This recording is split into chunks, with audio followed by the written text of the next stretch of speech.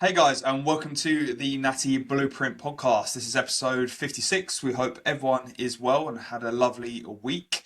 Denny's had a lovely week, looks a little bit browner than usual. First of all, mate, how was your holiday?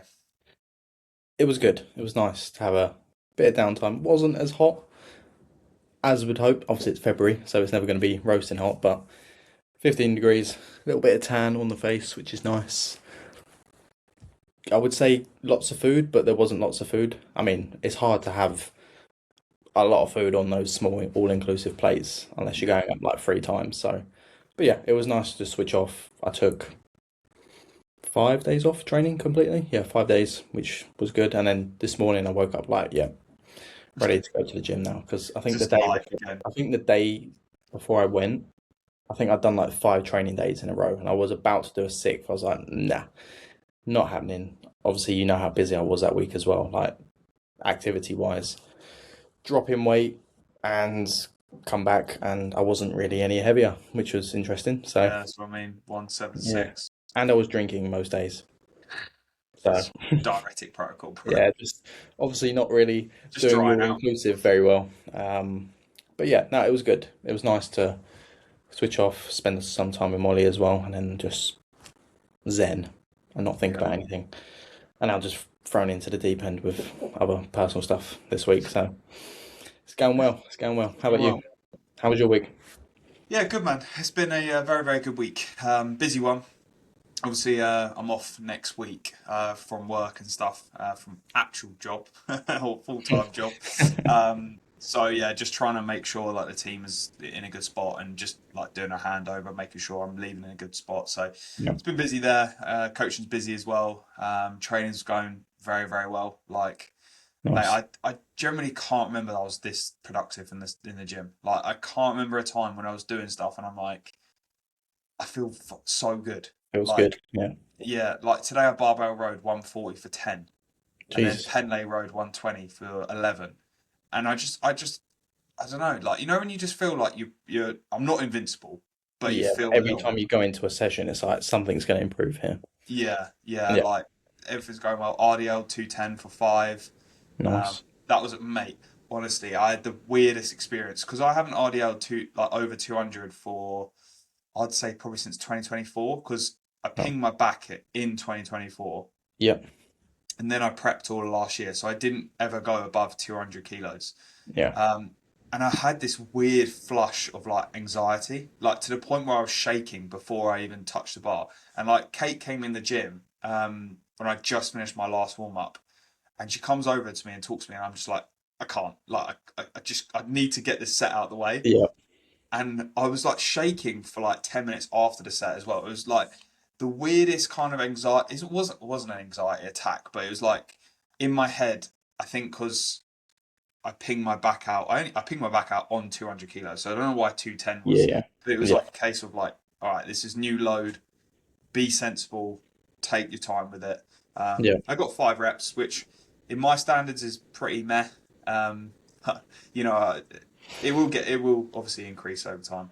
Yeah, but judging by the obviously how you're feeling in the gym in the minute as well, give it a few anywhere between like 4 and 6 weeks, you should be able to run that up close to double digits, hopefully.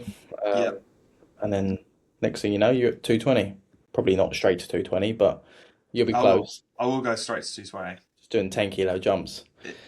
Mate, I don't do anything else when it comes to a deadlift. I'm sorry, I'm not touching a 1.25 when it comes to a No, deadlift. not on a hinge, but I'd probably do a 2.5 or a 5. Yeah, 5 kilo aside.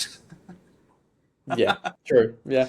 In my like the way my deadlifts work, right? So if I reach like 8 reps, I know that if I jump up 10 kilos, I'll probably lose 2 or 3 reps, and I'm happy to start a new weight at 5 reps. Yep. So it's just kind of like always in the past, I've never really touched like 2.5 kilos for Yeah. a hinge. I mean, I do from time to time. I don't You think know, it's a bad thing. I mean, I've picked my back out so many times, so I'm yeah, probably not exactly. someone Like to. my my last 2 rotations of hip hinging, it's just been terrible. I think I saw you on the day that I was supposed to do deadlifts. Yeah, and you're like, I nah. put 60 on the bar, like to warm up, and I was like, this feels a bit rough, but you know, we'll run with it. Done 100, feels fine. Then I strap up at 140 onwards. Done 140 for like 4 reps. I was like, this feels like 180 with 140 on the bar. I was like, it's not looking good. Put Yeah, 180 on because I was going up to supposed to be going up to 210, 212, something like that. Put 180 on the bar, pulled it for one. I was like, nah, just my lower back felt like yeah, absolute shit. And that happened the same the previous week as well. But I did actually do a set, but I was like, it's not even worth risking it. yeah, I've probably done 130,000 steps that week, up and down a ladder. yeah. And Yeah, you it dropped just, a shed load of weight as yeah, well. dropped loads Like of it just, weight, and it just didn't feel good. I think that was my fifth day in a row of training as well. So I was just like, it's not even worth it, and just called it there. Re-racked it all and did the rest of my session. And the rest of the session actually felt okay. So I'm quite glad I didn't just put myself into the bin. So next lot of deadlifts will be hopefully a lot better. hopefully better. Yeah, Yeah. I think it's good though to have that kind of like being a little bit intuitive with your training every now and then. yeah, It either gets, it either, people can't do it in the middle. They're like so solidified to their plan that even when they feel fucked or they feel yeah. unsafe doing something, they'll still do it. Or they'll be so intuitive with like, oh, I'm a little bit tired, so I'm not And going to they do this won't push today. it. Yeah, Yeah. yeah. I Like I think, think for us, we're probably more likely to overdo it yeah, sometimes and just work through it and be like, oh, it feels fine, let's do it. And then you end up doing something to the point where you have to take more time off than just avoiding it in the first place, yeah, i.e., hurting yourself or whatever it is. But then, like you said, on the other end of the scale is people that just are so scared to even get to that point. Like, oh, I'm feeling fatigued today. Like, imagine if me, all of the previous week, was like, oh, I've had a busy day at work and done loads of yeah, steps, and I was like, oh, let's just do a deload session.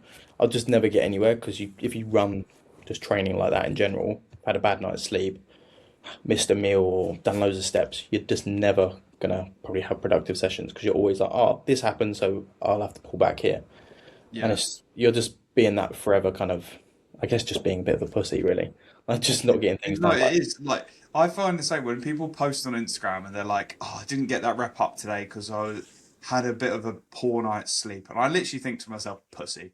Like, literally, like unless you've like slept for 1 hour, like yeah, maybe you're probably.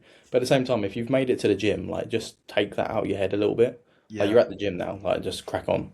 yeah. This is something I like bang home to with clients is like Yeah, external variables are always going to happen. So just when you're in the gym, make sure it's your time and you're actually focusing on what you're doing. yeah, Like if I went into the gym with all the stress that's going on, like, or whatever's happening in my life, like my sessions would be crap. But you've just yeah, got to zone out and just prioritize what you can do at that point in time, and also just be a little bit kind of intuitive in way of like, all right, how do I feel right now? So, like for example, you went in the gym and you were like, well, I'm still going to hip hinge today.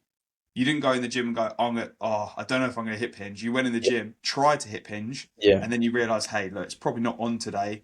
It's yeah, not safe to do so. Let's just move on, have a productive rest of the session. yeah, So, yeah, it's just if your sleep's dropped from 8 hours to 7 hours, and you haven't got a rep because you've lost that 1 hour, like yeah. you're being a bitch. Yeah, and that kind of brings you on to, I think you're a bit more on it with this sort of stuff, but like tracking other variables. But if it gets to the point where tracking those other variables are dictating your, I guess, productivity. For example, let's say your Aura ring, or if you've got a Whoop or whatever it is, it's like, oh, recovery is at 50%, but you feel fine. Don't listen to that thing. And like, I think a lot of people can probably, so I think that's for me, like, why I don't have those things, because I probably would read into them too much. And that's me knowing what works for me. So if you are that sort of person that takes that data, yes, that data is useful, and I'm sure it comes in handy from time to time, but if you're relying on a ring to tell you whether you're going to have a productive session or not, you're probably just not that intuitive with your body and Yeah. you're Do you relying on know? something else. Do you know what's funny is like I've tried. So when I came out of prep, a lot of Aura ring. So Aura ring base a lot of it on rest and heart rate. Yep. So as body weight increases, your rest and heart rate is going to increase. And coming out of prep, I had minor signs, and like my readiness didn't go above like 70 for like 3 months. Yeah. And if I took that on board and went, oh, my readiness is crap today, I wouldn't have had good sessions. And sometimes, even with like Aura, also, anyone's gone Aura and will know, but they give you like minor signs or major signs. Like I've trained with major signs before and had great sessions because Exactly. I've been like, Yeah. right, I'm sound.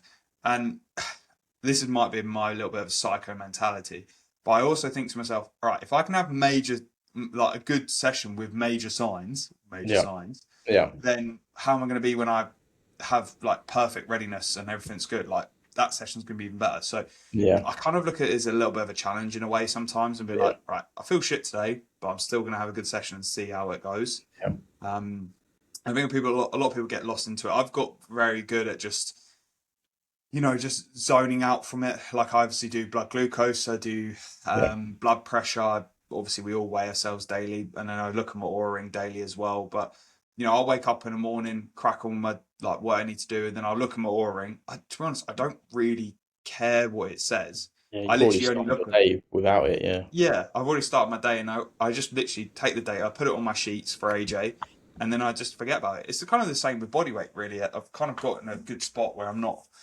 always allowing body weight to dictate, yeah. everything. It's a little bit more difficult in a prep, I think. I think everyone kind of goes a little bit loopy towards Yeah, the end.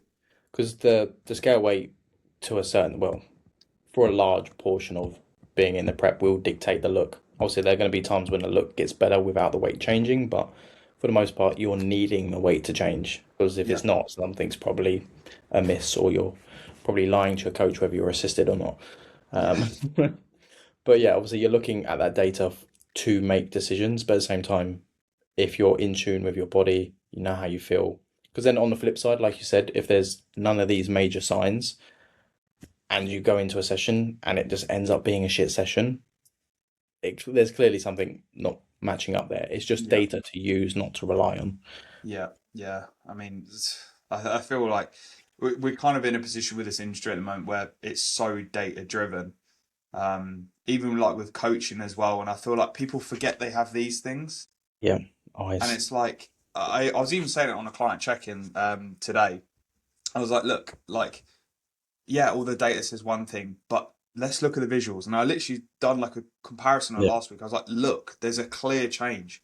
I was like, I could see that as soon as I opened up your sheets and looked at your photos. It was like I can see there's a clear visual change. Yeah. Just to put it in perspective of like, hey, look, another one like of Lisa's very she's very uh how can I put it, like her body weight, she's very associated with it, like Yeah. she doesn't like it going up at this point in time, right?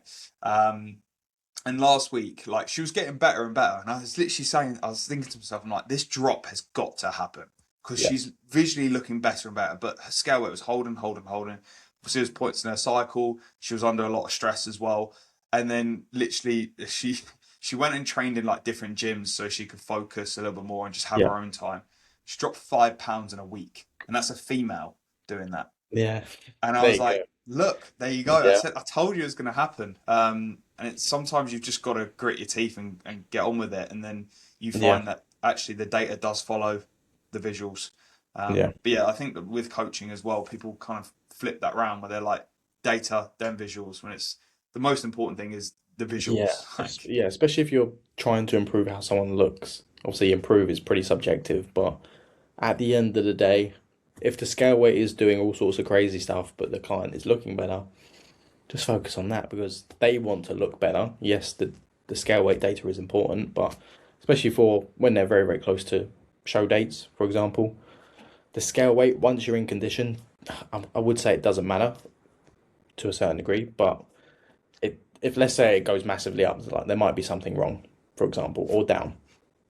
yeah, But if you're in condition and your scale weight is a little bit up from maybe the previous week, like a pound or two, you haven't put on 2 pounds of body fat. no, It will just be a fluctuation in scale weight. You've probably got different foods because you're peaking. Maybe you're playing with some like natural diuretics or just water or anything else, or just a change in stress. There's going to be a difference. So yeah, it's very easy for people to go, oh, the scale weight's gone up. And I think there's many times that happened to me where my scale weight will stay stagnant for a long period of time in prep, and then all of a sudden, I think there was a few times we was on a podcast together, and you was like, "You look like trash," or "I felt like trash," and then the following day, boom, dropped two yeah, pounds or whatever it was. So, yeah, you just gotta trust it. I know it is difficult because, especially when you're standing on a scale every single morning, a lot yeah, of people do it first thing in the morning as well. Sometimes it might be better. I think I did it a few times. I would take my photos then go stand on the scale Yeah, and not stand on the scale and let it dictate how I feel about my photos yeah, and kind of flip that a little bit because you will. If you're a pound up from the previous day in a prep scenario, you're like, oh, I'm behind or I'm slowing down, or I'm going backwards. Like if you just look at yourself and go, actually, I'm a little bit tired this morning. Yes, I'm a pound up, but it's I nothing look a to little worry bit about. better. Like, yeah, Yeah, it's difficult, isn't it? Because it's a lot of association towards the scale weight. A lot of people kind of yeah, judge their visuals on that. That's the good thing. I do recommend that to clients is like take photos first, assess how you look, and yeah, then step on the scales. And unless you can literally just step on the scales and not care about it, or not yeah, not care about it, but like just kind of switch off from it a little bit. And I think that just comes with experience. Like, for example, within my prep, I didn't have to do that, but in my when I was, I think it was my junior season, 2022, I would be so obsessed with the scales that I was moving to like different places in the house and I was doing all that shit. And then like last year, I was like, right, I'm just gonna stand on the scale, see where I am, take my shots, send them over. And to be yeah, honest, I even got to a point where I wasn't even looking at my shots. I was just like, yeah, do I feel leaner? How do I feel? Like judge that, and then AJ will just get back to me and he'll say how I look because yeah, I think there will become a situation even in an off-season setting where you can't objectively look at yourself. You know, you yeah, can't look at yourself and notice improvements. You're always going to pick apart your physique. You know, there's always areas that you're going to go, oh, I'm not happy with this, I'm not happy with that. But then yeah, you fail to recognize your strong areas. Like last season, I was peeled, like my glutes were fully peeled, but then I yeah, was still like, oh, this bit could be leaner, that bit could be leaner, and you know, you can turn yourself a little bit loopy, which does happen at times towards the end of prep. yeah, yeah. I mean, that's literally why you're paying for a coach as well. Yeah, You're inputting the data for them to look at. Yes, there can be a bit of two-way for you to collaborate, but at the end of the day, you're giving that data to someone else to interpret, not for yourself to emotionally interpret, because you're just not going to get anywhere with it. I know if yeah, I looked at, emotional decision making does not work well. yeah, I know if I looked at all my photos and all my scale weights and all the other data just by myself in prep, I would not have got in shape because I would be like, oh, let's do more of this, let's do less of that, and it just becomes a downward spiral. And then you just snowball pretty much. Yeah, yeah. Like, how many times did you wake up and feel a bit tired, and then you'd be like, "Oh, I probably need a high day today. I haven't had a high day in X amount of days. I'll Yeah. probably give Or you myself a go high." the other way and be like, oh, I've dropped some weight. Let's dig even more. And maybe That it's would be not me. actually, yeah, maybe it's not the right thing to do because then you put yourself into a literal hole. Yeah. I literally got to a point last season where I was begging AJ to drop my food. No way. Yeah, I was like, "Come on, I can go harder. Let's push harder. Let's do more. Let's do more." Yeah. And he was like, "No, no, no." But Like, it's what you're paying me for. yeah, like I think for it's difficult because like either way with a client it's difficult to manage, right? Because if you've got a client who wants to push harder, it's then you going, no, like we need to stay here. And then you've Yeah. got a client who's like, I don't want to push any harder, and you're like, well, you've kind of got to, like, you need to grit your Yeah. teeth a little bit. Yeah. Yeah, it's difficult to manage both sides, isn't it? Yeah. It's again, it's that middle ground and you only get that, especially with, for example, if you've been coached for a long time by one person, they will understand you a little bit better and know when. Yeah, For example, there might be a time at some point whilst you're being coached by AJ is you want to push and he's like, okay, yeah, let's do it yeah, because he knows your body will respond in a certain way or you've had that collaborative effort. But if it's quite fresh and quite new and the coach responds just as emotional as the client, you may as well not have the coach in that situation yeah. because the I coach think is just going, that's okay, yeah, let's do what you want. yeah, that's an interesting topic actually on like how the relationship changes as Yeah, the longer you stay with a coach. Like, so for example, when you first come on board with me, I was pulling the strings a lot in terms of like, yeah, no, you go do this. But now yeah, it's quite a collaborative approach, and collaborative that's thing. because I've Yeah, been coaching you now for over 2 years or whatever. Like, yeah, you know, it does. It's the same with AJ. Like, he would have done all my training and everything when I first started, but now yeah, because that's so ingrained with me and how his approaches work, I can yeah, do my training to. I'll still say like check over my training, but he'll yeah, usually say it's sound. yeah, Um, and that's just like how it develops over time, that kind of coaching experience and that relationship, which is like really, really like the best preps you have are with the people that you've been coaching for a very, very long time. Yeah. Like coaching Dylan, coaching Tom last year, I knew exactly how their physiques would respond because I've done it with them before, Yeah. and I've pushed them both harder in previous preps than what I have done before.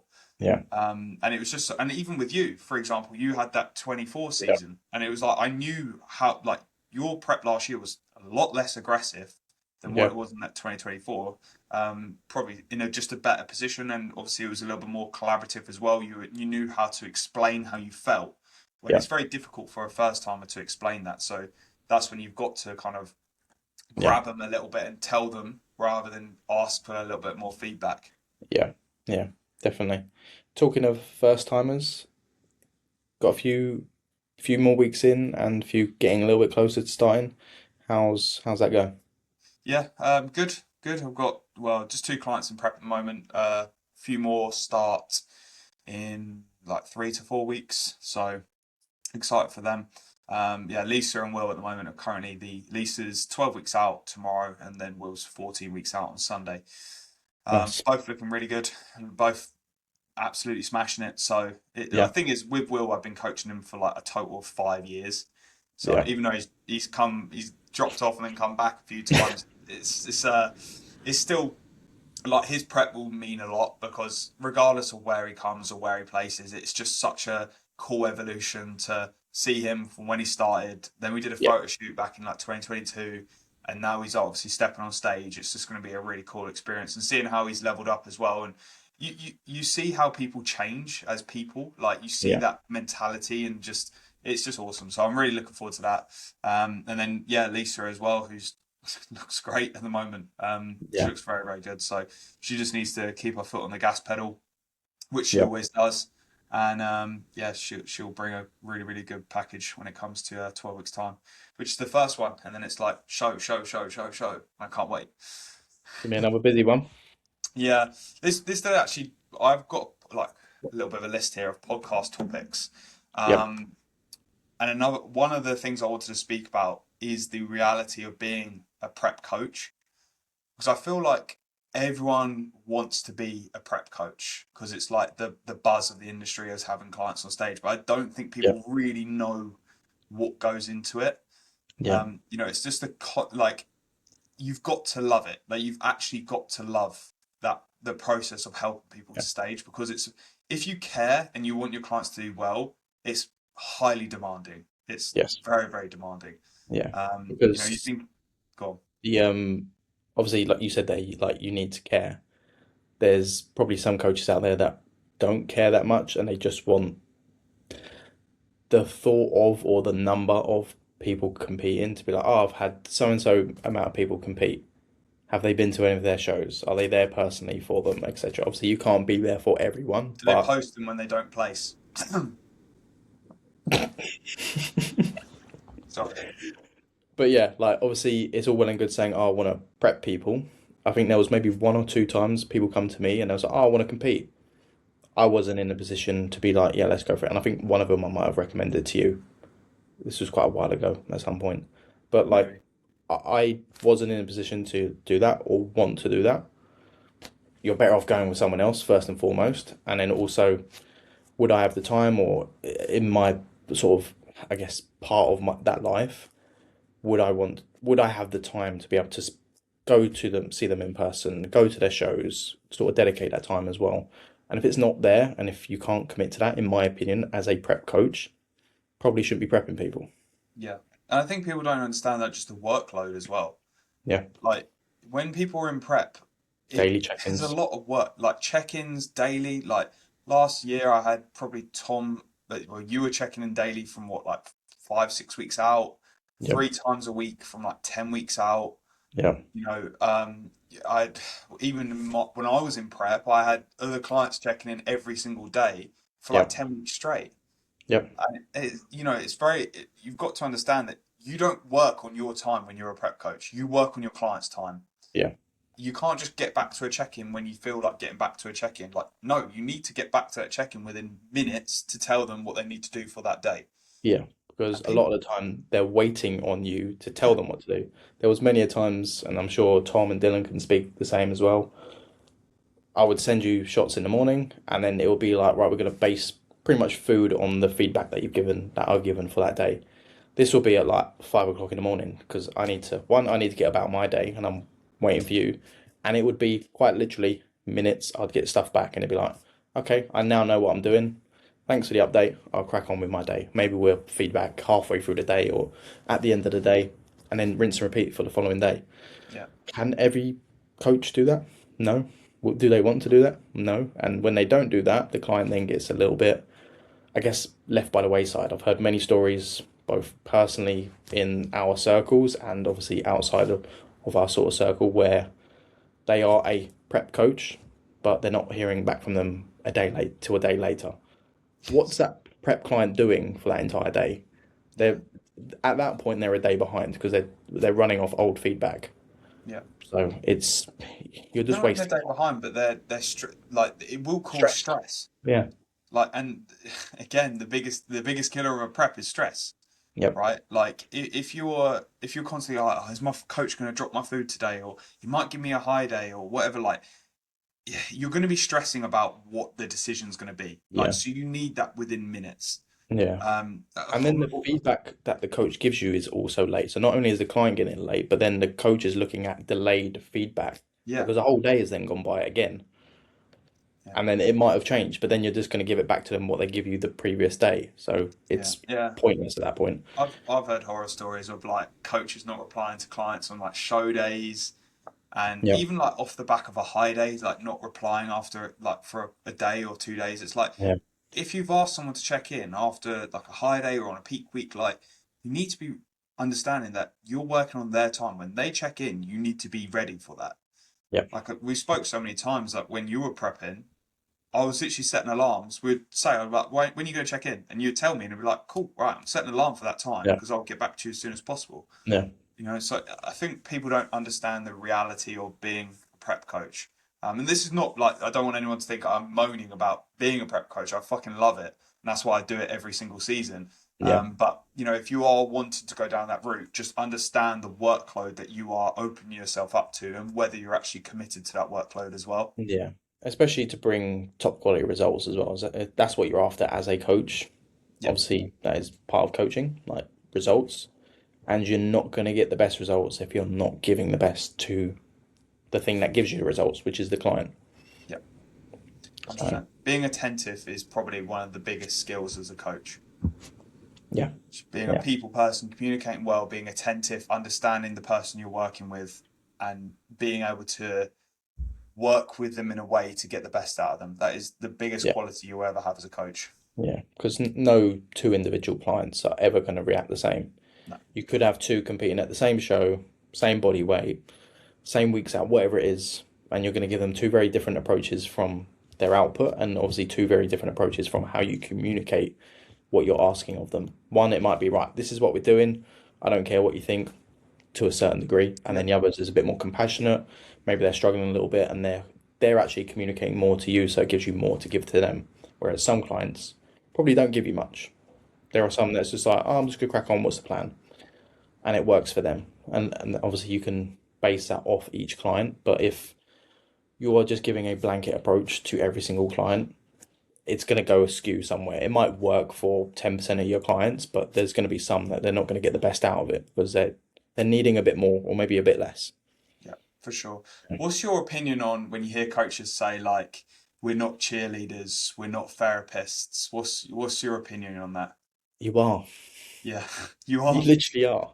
Yeah, Because yes, you are. Let's just use, I don't know, a diet, any diet. It can be for a prep show, photo shoot, or just for holiday. Like, there are going to be things in their life that impact the quality of that diet. Maybe it's a relationship, maybe it's money troubles, maybe they're struggling at work or whatever it is. And if you want to get the best out of that diet, you need them to communicate that to you. And then by them communicating that to you, you then also need to show compassion, understand their issue. Maybe it's something that you've never come across before. And obviously, if it gets to that point where this is where I think maybe that's where what some people mean is when they say they're not therapists. Yes, we are not clinical therapists. We are not. Some coaches are, but for the most part, we're not. outsource at that point. If you're just like, no, I'm not listening to any of your issues, you're a scumbag of a coach, in my opinion. Yeah. Like, And I think it's weird when you hear people say, "Oh, my coach doesn't give me compliments very much, but when they do it, like it means a lot more." And I'm thinking, if my client is fucking nailing it, I'm going to compliment you, right? yeah, Because you're doing something that 95% of people can't fucking do, and that's yeah, nailing everything on a daily basis. If you're yeah, looking good, you're doing what I'm asking to a T, I'm yeah, going to say, mate, you're looking good, you're doing yeah, well, keep up the good work. yeah, Like, why wouldn't you? Like, I just yeah. what is that? Is that the standard that people are projecting nowadays? That even if you're doing a very good job, You're not that you allowed to still say can't be praised. congratulations. Yeah, If you did a good job at work, would your boss praise you? you'd hope so. Yeah, I just can't get my head around it. Sometimes it's like, oh, my Yeah, coach doesn't compliment me very much. Well, obviously you're not doing everything to a T. Because yeah. Or that coach just doesn't care about you. yeah, yeah, simple. It's Yeah, yeah, it's a tricky topic, isn't it? But yeah, I do agree. If things are like if a client has like heavy depression or something like that, then you have to outsource. But yeah, of if they've just course. had a shit day and they want to message you about the shit day, Yeah. just take it on board and Yeah, be a there's been decent there's human being. been many a times when I've voice noted Max of just shit that's got nothing to do with coaching. Yeah. And to be fair, you're probably on the other end of it, like, fuck me, here we go again. But it's one of those things like sometimes your client will want to do that to you Yeah. because maybe you're the first person and they go, oh, fuck, I just need to vent because it's, for the most part, it is that kind of that person that's going to be impartial to a certain degree. Obviously, maybe you know them a bit more personally than some other clients, but they are going to be somewhat impartial. They're not going to be their partner that maybe some of the issues are about. It's not going to be their boss that some of the issues are going to be about. It's just someone that's there for them to get them towards their goals. Verbalized, it can be absolute jargon when you they send it to you, but it's them explaining their issue. And then, for example, let's just say scale weight's been a bit all over the place, digestion's a bit all over the place that week, and then suddenly at the end of the week they give you all that. You're like, ah, okay, makes a bit more sense now. Gives you Yeah. something then to work with, as opposed to maybe you're sort of scratching your head a little bit because we've all been there as coaches where we're like, it's not adding up, something's not Yeah. right, and you're just missing a piece of information. That's all Yeah. it is. It could simply be their partner's giving them a hard time all week, or they're going for a breakup, or whatever it is, and that could be the thing. We're like, okay, makes sense. Maybe let's not push so hard, or maybe let's give them a bit more direction. Yes. And also just allowing people to vent Yeah, sometimes because people don't have the opportunity to vent. Like, yeah, also, regardless what anyone says, anything you do on a daily basis is going to impact your bodybuilding journey. yeah, So, like any stress, anything like that, it's going to impact your bodybuilding. And if you don't communicate that with your coach, then again, like Denny said, it's not going to add up. yeah, So, like, and also just venting, even though you might feel like you're venting, a coach will probably appreciate it because they'll be like, yeah, hey, this person can communicate with me when times are rough. And yeah, like, I'd much rather a client send me a voice note and say, look, this is fucking shit. This is shit. Like, this has happened. And I'll be like, I'll be able to look at that objectively and be like, right, okay, look, we need to find a direction forward with this. Let's yeah, manipulate this, and this. But also, you can calm them down a little bit and just take that stress off. yeah. Like they say, what's it? A problem halved is a whatever. What's the saying? Problem shared is problem halved. That's it. So That's the yeah, one. that's it. I'm pretty cooked, bro. After after a day, half day at work, and I've been absolutely just sat at I can't half any of your problems, bro. I'm sorry. yeah. Anyway, also got another topic. Naturals competing every year. What's your I opinions? think you touched on this, I did on my was it you? stories. In terms of like pushing up and going back to back to back. I think if your main goal is to be as good as you can, maybe not every year, and that's kind of a hint in that. To be as good as you can every time you compete. Let's not use every year. Just say every time you compete. Don't compete every single year. Yeah, Obviously, I can only subjectively or objectively say that, given my own experience. But we've already seen big improvements from me before taking more time out, strength, headspace, amount of food I'm eating, etc. Because I'm not going straight back into another prep. yeah, Imagine if we started prep in beginning of January. yeah, We've barely had any time out of dieting really in the grand scheme of things. Like you're going to build muscle if you're in a position to. You're productive in your training, you're in a good spot, you've had a long run of it as well, because it's about building momentum as well with confidence in your training. Because it's very easy to go get super, super strong, then all of a sudden you're dieting. Yeah, you're still going to get a little bit improve in some strength, but if you can keep that momentum going over a long period of time, you get more confident at it. It's going to build more tissue. You're in a better position to build muscle because there's more food going in. And I think I'm trying to think of anyone off the top of my head where maybe you look at them from the outside and be like, just take a bit of time off. You'll probably be in a lot better position. Yeah. Well, I Oh, think that's I had a majority. conversation with someone in the gym today, actually. I won't say any names, but they were like, "Oh, I'm so glad I didn't compete when I was supposed to compete because my food's so much higher now. I'm in such a because they were supposed to compete tail end of the last year or something, and they've held off to tail end of this year. And I'm like, oh, I'm so glad I didn't do it then. I was like, no shit, you've given yourself more time. Yeah, I think it's also like you're prepping for 25, 30 weeks, let's say, or 20, 30 weeks. It's usually Yeah, the average prep, right? Especially as a natural. You're then looking at least 8 weeks until you feel somewhat in a normal spot. And people yeah, take longer. Like people don't realize it can take you the same amount of time to feel back to normal as what it did the whole prep.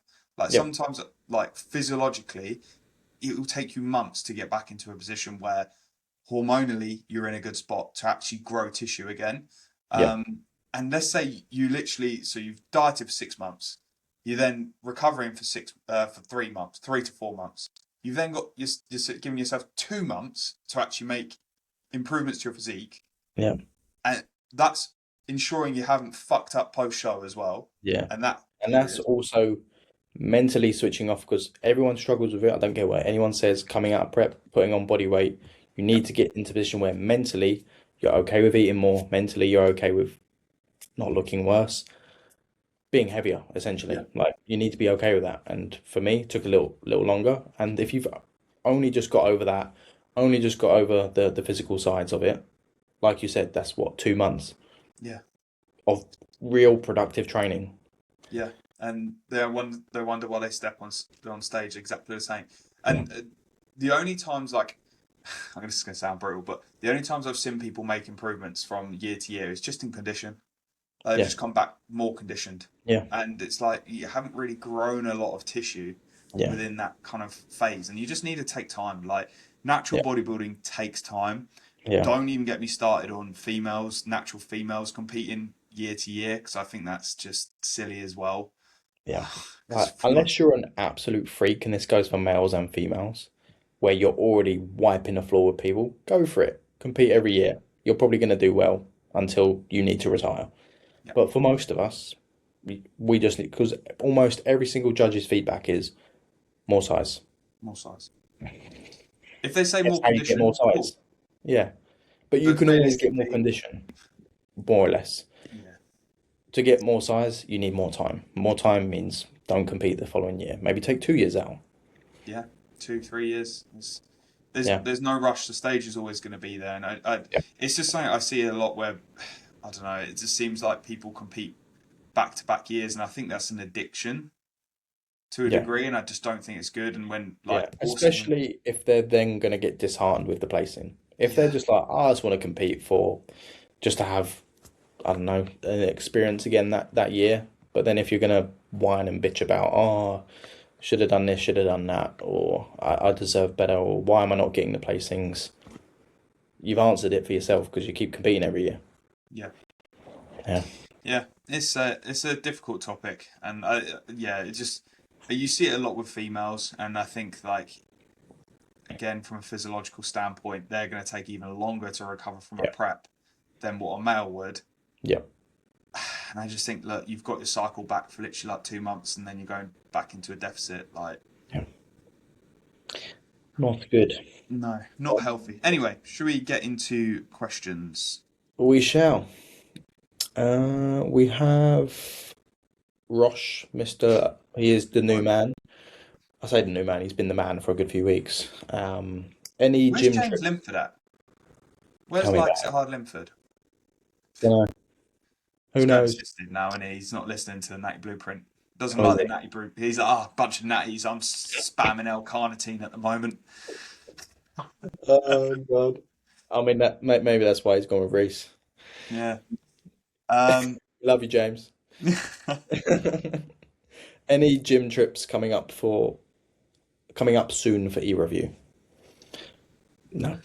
I, I might go to Medway in the next few weeks. Me and Molly was planning on going, but that's about it really. I think I'm over. Like I used to do it all the time, like when I was just started training. But I don't know about you. Yeah, it's cool going to other gyms, but I never have a really good session in another no. gym because it's all different, and we're Yeah. just so OCD with what we like.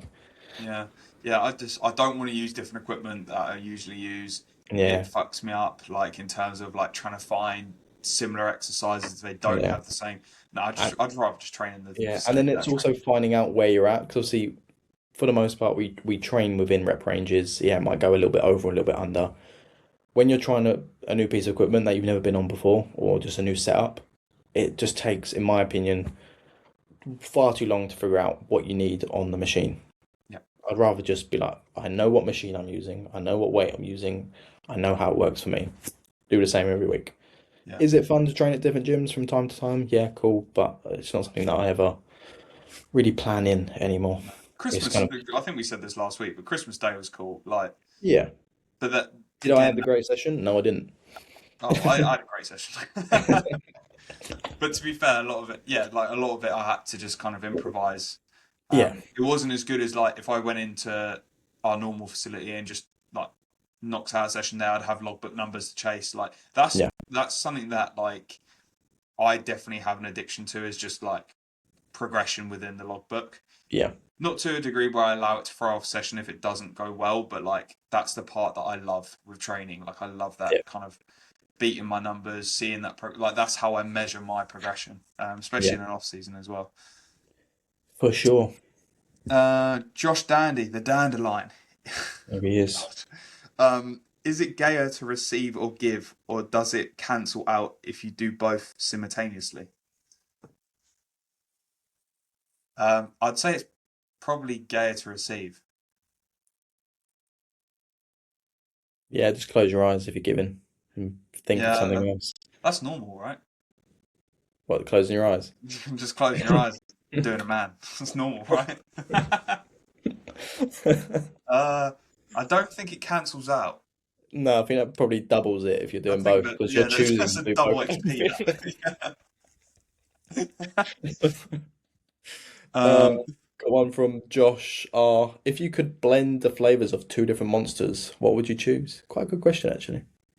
ooh, probably the my two favourites at the moment, the Rossi and White. Rossi. Which one's that? It's like the one that tastes a bit like Fanta, Oh, orange yes. Fanta. For me, it would be the white and the Fiesta, just because I think it's a little bit too sweet on its own. Like a mango-y kind of Yeah. citrusy taste. Yeah, that'd be quite Yeah. nice. Yes. Russians ask, "What's the male fucking? What are my questions today? What's the male equivalent of not getting a period? Not getting a period. Yeah, wouldn't it be just like not? Depends why you're not getting it, I suppose. What's the male equivalent of not getting a period? Not. I don't know. We don't have periods, so there's no kind of equivalent, is there? Um, yeah, don't know, Rosh. I'm a little bit concerned. Talking of Rosh, let's go with his next question. Who was worse, Hitler, Stalin, or Khrushchev? Hitler, Stalin. I need to double check who Khrushchev is. Nikita Khrushchev, former chairman of Council of Ministers of the Soviet Union. I feel like he probably did some bad stuff. Yeah, probably. Gonna go with Hitler, to be honest. I think Hitler's probably taken first call Safe out with that. bet. Yeah, safe bet. Kate's asked, "Do you prefer your girlfriend or Baz?" My response would be, "Don't ask questions you don't want to know the answer to." Yeah. Sorry, Basil. Kate. um, Fucking hell, some of these questions. Roshan's just put, "You can record a podcast down the slopes." I don't think that'd be safe, No, personally. no. Then he's put, I will be turning Denny into a few memes. Yes, I was just about to mention that. So he's sent me a bunch of screenshots from my story saying, well, let's just read it out, to be honest. He says, "You're giving me opportunities to make memes here." I was just like, go for it, mate. And then he proceeded to screenshot all my stories and send me just my face, basically. Because he's got a long day ahead of him, apparently. Oh, is Clearly he? not very busy. I think, oh, he might be going to a rave, actually. He might be travelling down He to says he's Bristol. got a long car journey, being a passenger princess. So I look forward to seeing me as a meme at some point. It better be funny, Russian. To be fair, we're talking about a guy who AI'd my pants off on stage. So, Exactly. It can't be that funny. got a good question. Fat to Fit 2004. In natural bodybuilding context, how important are genetics? Repeat that, sorry, the first bit. So basically, he's asking in natural bodybuilding, how important are genetics? Extremely. Yeah. To the point where it literally dictates your success. Yeah. Oh, yeah, but isn't that with any bodybuilding? Yeah. Like, the thing, like with Olympians, and you like, for example, people look at Samson. Yeah, Samson works hard, but he's also a God, the genetic best. femur. Yeah. Like, To be fair, every single Olympian, every top end bodybuilder, they are the elite of the genetic. genetic pool. Yeah. That's why they are where they are. Simple as that. It's not because of some special diet that they're on or Drug their Prima usage or Rice brand that they've got. It's because they're very good at what they do and they've also got very good genetics. Because probably, maybe not all, but if you just look at all of them at the age of probably 17 before they'd even picked up a dumbbell, they probably are bigger than you and me. yeah. You seen those Tells you pictures of like Phil Heath when he was playing exactly. basketball, and it was Yeah. like, what the fuck?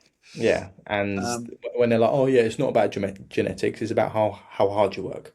You need to work hard with the genetics that you have, for sure. But I'm never going to be 200 pounds lean. It's just not happening. no. Not when you're 157 pounds on stage. Like you're not gonna. Exactly. I've got to put You, on 40 pounds of lean tissue no, it's not gonna happen. naturally. Neither am I. Maybe, Like, I, maybe if I live to about 400, I might get there, yeah, and that's pushing it. I'm yeah. close now.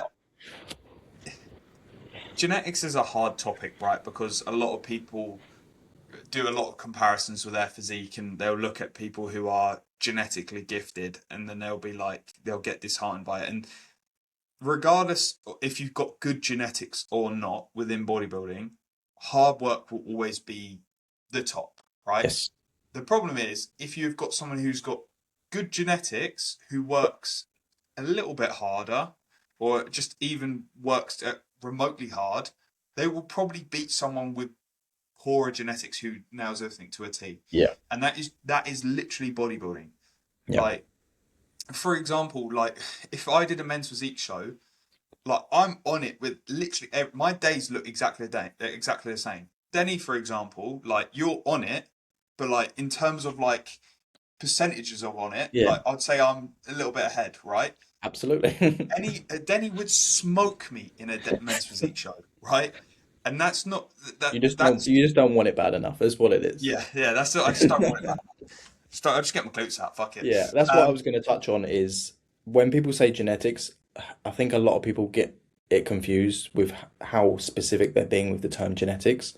It's not just about how much muscle you can build, it's about your bone structure, it's about your physique, how it looks when it's lean, how you carry body fat when you're not so lean. For example, unfortunately, some people in their chest, it's a little bit separated Yeah, and it might not look the best on stage and you'll get negatively scored for it because it's not as aesthetically pleasing. So those are also genetic things as well. The length of your arm, yeah, guess what? You then got more space to fill up. When you might have the same physical weight of bicep on two different people, it's going to look subjectively better or worse.